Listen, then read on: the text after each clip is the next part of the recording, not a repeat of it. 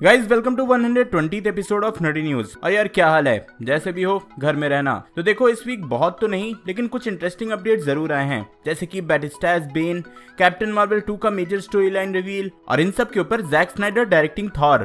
तो ऑब्वियसली पूरी तरह से अपडेटेड रहना चाहते हो तो वीडियो एंड तक जरूर देखना।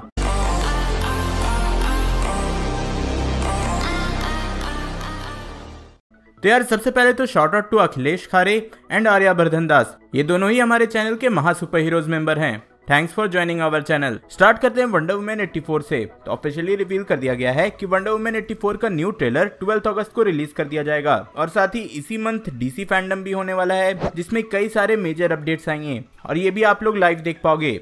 ये इवेंट अगस्त 22 को रखा गया है और ये कहाँ लाइव होगा ये अभी तक तो नहीं पता। ऑब्वियसली जैसे ही कुछ अपडेट्स आएंगे तो मैं बता ही दूंगा, लेकिन इस इवेंट का हाईलाइट तो स्नाइडर कट ही है, क्योंकि यही रिवील होगा कि जैक स्नाइडर के जस्टिस लीग का टाइटल क्या है और ये किस फॉर्मेट में रिलीज होगा, टीवी शो या फिर मूवी, और इन सब के ऊपर से इसका एक ट्रेलर भी रिलीज किया जाएगा। तो हाँ यार, अगर कुछ इस पे मिस नहीं करना चाहते तो सब्सक्राइब करके बेल आइकन प्रेस कर देना, मैं तो बता ही दूंगा। अब जल्दी से कुछ कॉन्सेप्ट आर्ट देख लेते हैं।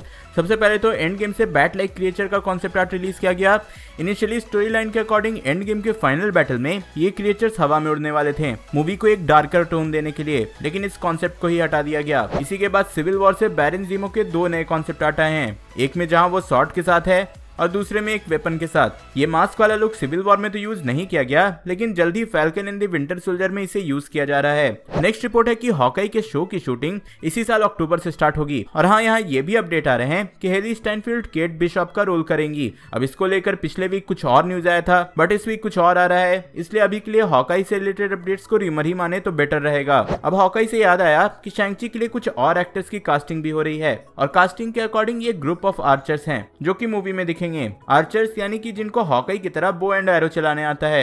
अब आते हैं एंथनी मैकी पे। तो आप नर्डी न्यूज फॉलो करते हो तो आपको ये तो पता ही होगा कि एंथनी मैकी ने क्या क्या बोला था मार्वल स्टूडियोज के लिए, कि कैसे मार्वल स्टूडियोज में डाइवर्सिटी नहीं है। एंड इसी पे उन्होंने फिर से कमेंट करते हुए बोला कि लोगों ने इसे रेसिज्म से जोड़ दिया, लेकिन लैक ऑफ डाइवर्सिटी से उनका मतलब रेसिज्म नहीं था। तो हाँ यार, लॉकडाउन में वो बावले हो चुके हैं और हर दिन कुछ भी बोलते रहते हैं। नेक्स्ट बात कर लेते हैं कैथरीन लैंगफोर्ड की, जिन्होंने एंड गेम में टोनी स्टार्क की बेटी का रोल किया था, लेकिन उनका सीन डिलीट कर दिया गया। और इसी पे उनसे रिसेंटली पूछा गया कि उनके सीन के डिलीट होने पे उनका क्या रिएक्शन था। तो उन्होंने बोला कि थोड़ा अफसोस जरूर हुआ, लेकिन वो खुश हैं। उनके पास उस मूवी से रिलेटेड कुछ ऑसम मेमोरीज हैं एंड ऑब्वियसली फ्यूचर में वो अपना रोल कंटिन्यू करने के लिए इंटरेस्टेड भी हैं। तो यार आप लोग कमेंट में बताओ कि आप इनको मॉर्गन स्टार्क के रोल में फ्यूचर में देखना चाहोगे या नहीं। नेक्स्ट है डॉक्टर स्ट्रेंज से एक वीडियो। जब बेनेडिक्ट कम्बरबैच डॉक्टर स्ट्रेंज की शूटिंग कर रहे थे तो पास ही में एक कॉमिक बुक शॉप थी, तो उन्होंने डॉक्टर स्ट्रेंज के कॉस्ट्यूम में ही उस शॉप से डॉक्टर स्ट्रेंज की कॉमिक्स खरीदी थी।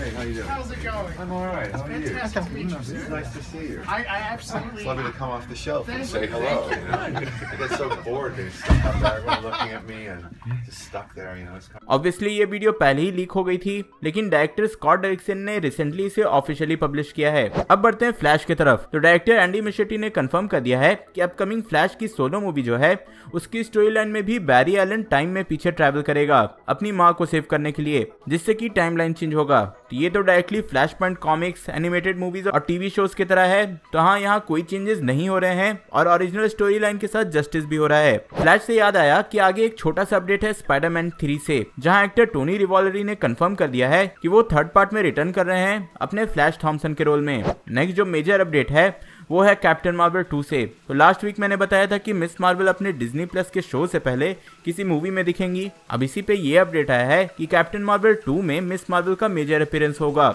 इसी के साथ ये भी पता चला कि कैप्टन मार्वल 2 कॉमिक बुक के सीक्रेट इन्वेजन स्टोरी लाइन से इंस्पायर्ड होगी और यहाँ एमसीयू के बहुत सारे दूसरे सुपर हीरोज भी दिखेंगे, जैसे कि कैप्टन अमेरिका सिविल वॉर में दिखे थे। अब आते हैं जैक स्नाइडर पे, क्योंकि इस वीक इनसे रिलेटेड बहुत सारे कूल अपडेट्स आए हैं। तो लास्ट वीक जस्टिस कॉन में जैक स्नाइडर से एक फैन ने पूछा था कि ये किसने डिसाइड किया था कि जॉश व्हीडन जस्टिस लीग को कंटिन्यू करेंगे, जिस पर उन्होंने क्लियरली बोल दिया है कि ये उनका डिसीजन नहीं था बल्कि वार्नर ब्रदर्स का डिसीजन था। इसी के बाद उन्होंने ये भी बताया कि स्नाइडर कट को वो पूरी तरह से कंप्लीट करने के लिए 1 रुपया भी चार्ज नहीं कर रहे हैं, वो इसे बिल्कुल फ्री में कर रहे हैं।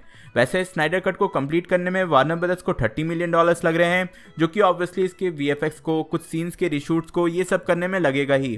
फिर जैक स्नाइडर के ही कैमियो के बारे में पता चला है, जहां रिसेंटली रिवील हुआ कि वंडर वुमन में जैक स्नाइडर ने वर्ल्ड वॉर 2 के सोल्जर की तरह एक अपना कैमियो दिया था, और ये बात अभी तक किसी को पता नहीं थी।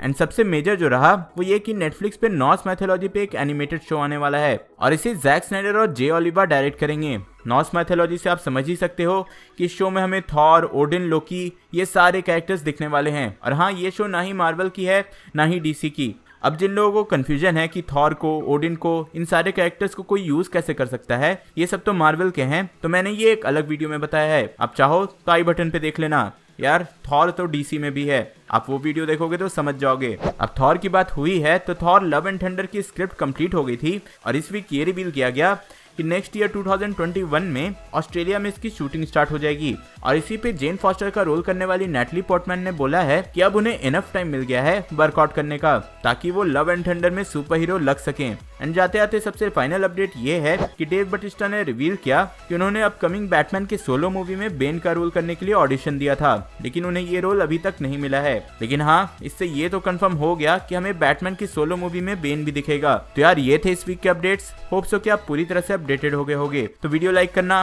एंड अपने फ्रेंड्स के साथ शेयर करना, एंड ऑब्वियसली ऐसी और कंटेंट के लिए चैनल को सब्सक्राइब करना। थॉर के राइट्स को समझने के लिए ऊपर वाली वीडियो देखें, और फीमेल थॉर की कॉमिक बुक ओरिजिन जानने के लिए नीचे वाली।